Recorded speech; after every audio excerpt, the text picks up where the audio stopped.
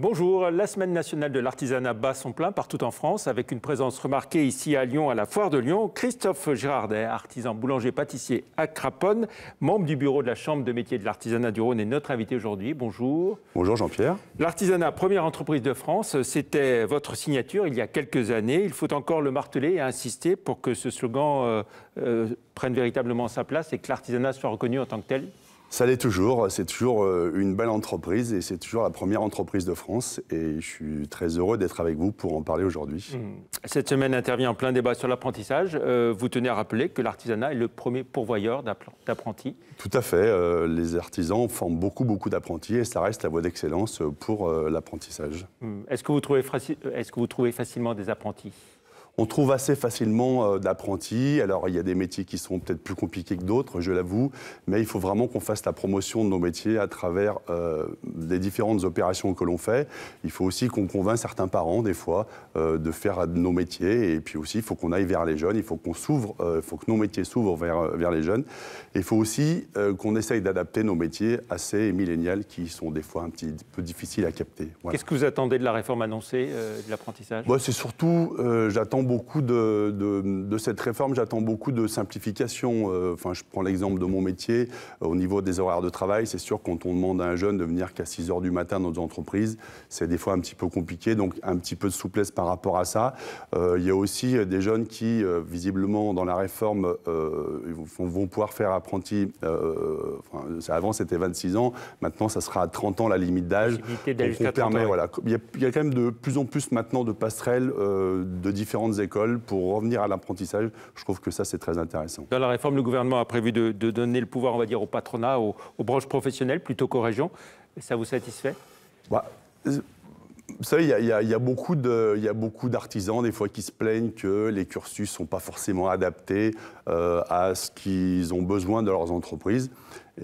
Ça sera la bonne occasion de leur donner la main pour que tous ces référentiels puissent évoluer. Et j'espère que tant mieux, en tout cas, si ça peut évoluer et qu'on trouve de bons jeunes qui soient dans nos entreprises. Quoi. Vous avez prévu des rencontres avec les parlementaires du Rhône. Hein. C'est l'occasion de faire remonter vos requêtes, vos demandes, vos récriminations. Tout à fait. Écoutez, c'est ce qu'on a fait à la Chambre des métiers avec le président Douard. On a fait ça la semaine dernière. On a rencontré 2 députés et 2 sénateurs. On leur a dit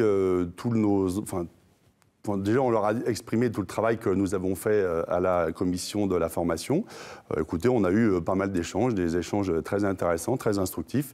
Et j'espère que notre voix sera apportée au plus haut niveau pour qu'on puisse être entendu. On revient plus spécialement sur le programme de cette semaine nationale de l'artisanat, ici dans le Rhône. Plusieurs temps forts prévus. On parlera de la Foire de Lyon, mais déjà, par exemple, une sénatrice qui va être artisan d'un jour. Tout à fait. Elisabeth Lamure, qui est sénatrice et élue sur Glazé, est venue tester un petit peu les métiers de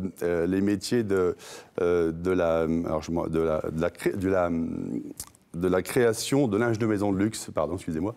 Elle va passer une journée avec le président Douard dans cette entreprise pour tester un petit peu qu'est-ce que c'était que l'artisanat, pour se rendre compte, bien sûr, voilà. Et surtout faire un focus de façon à être médiatisé un petit peu pour voir un petit peu tout ce que c'était que ces métiers de l'artisanat. Autre action, l'artisanat fait son cinéma, donc à la fois à l'UGC Confluence et puis au CCO à Villeurbanne, à partir de courts-métrages. Tout à fait. Alors ça c'est. Alors en plus, je suis très impliqué parce que ça fait depuis plusieurs années que je fais l'apprentissage, je fais son cinéma. Je trouve que c'est génial. On va accueillir plus de 300 élèves et aussi des professeurs.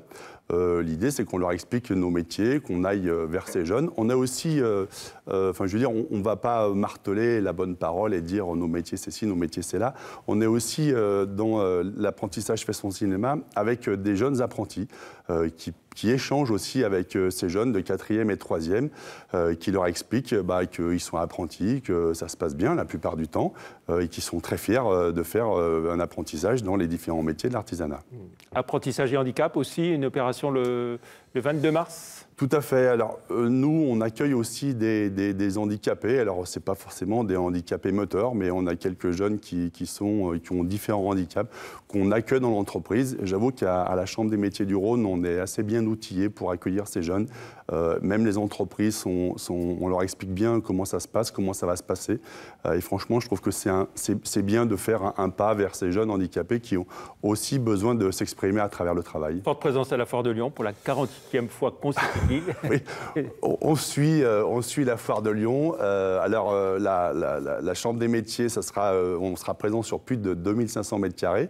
La Foire de Lyon, il y aura plus de 60 artisans qui seront représentés à travers différents métiers, que ce soit l'ameublement, la décoration. Ce qu'il faut dire, c'est que l'artisanat, ce sont des métiers traditionnels et puis les métiers du futur aussi. Tout à fait, c'est des métiers du futur. Il y a plein de métiers dans la technologie. Je citais tout à l'heure un artisan pour lequel on a remis un prix la semaine dernière, qui fait des véhicules volants, roulants, notamment pour le cinéma. Il fait ça pour Luc Besson, pour Mathieu Kassovitch. Je trouve que c'est l'artisanat, c'est ça aussi, quoi. Voilà. Merci beaucoup. Donc, Semaine nationale de l'artisanat. Merci beaucoup, Christophe Girardet, d'être venu sur le plateau de l'invité de la rédaction de TLM. Merci. Au revoir. Merci.